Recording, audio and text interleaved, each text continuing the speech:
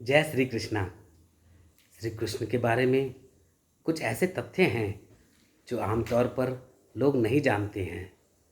उनके जीवन और व्यक्तित्व के ये अनजाने पहलू उनकी दिव्यता और मानवता दोनों को दर्शाते हैं। मैं आज आपको ऐसे 11 तथ्य के बारे में बताता हूँ।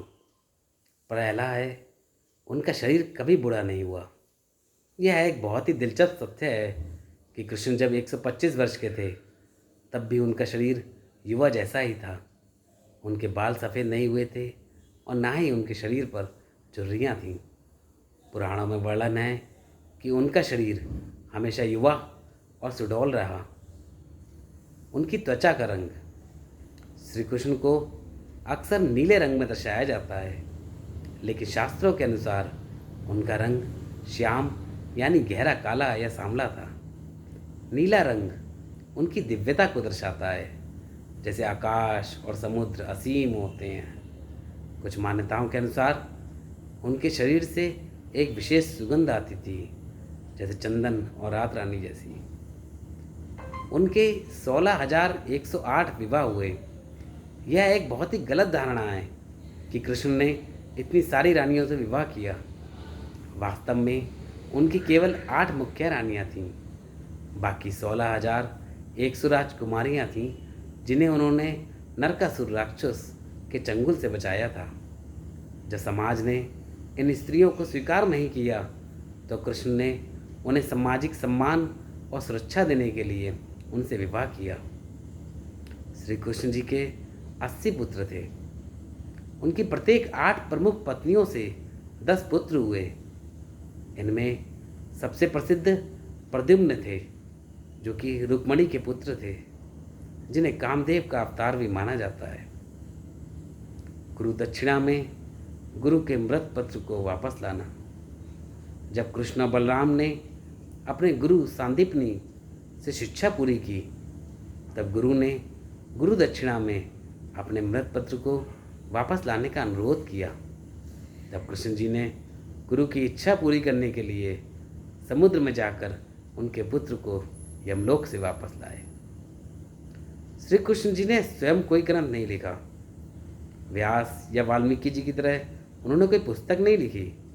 उनके उपदेश भगवत गीता के रूप में सुरक्षित हैं, जिसे उन्होंने अर्जुन को सुनाया और वेद व्यास ने लिखा। उन्हें गंधारी ने शाप दिया था।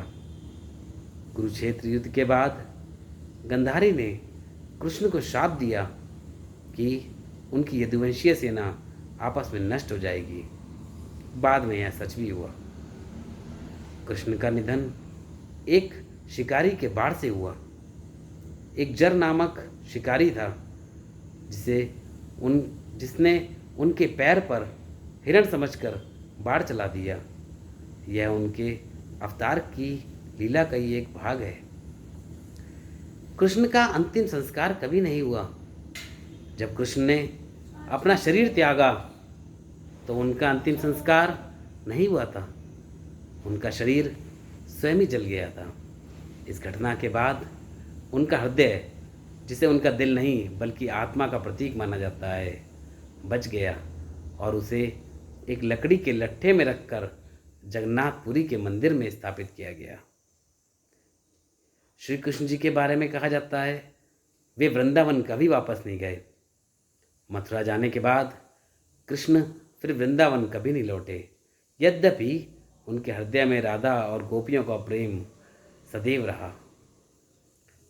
अंतिम बात जो मैं बताता हूँ कृष्ण जी के बारे में, वो ये है कि भगवत पुराण में राधा का नाम प्रत्यक्ष रूप से नहीं है।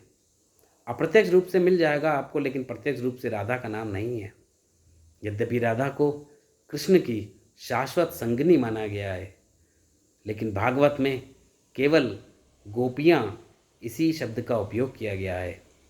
राधा का महत्व भक्ति की परंपरा और अन्य ग्रंथों में बताया गया है, लेकिन ये तथ्य हमें बताते हैं कि कृष्ण सिर्फ एक देवता नहीं थे, बल्कि एक ऐसे व्यक्तित्व थे जिन्होंने अपनी दिव्यता के साथ साथ मानवीय मूल्यों और कर्तव्यों का भी पालन किया।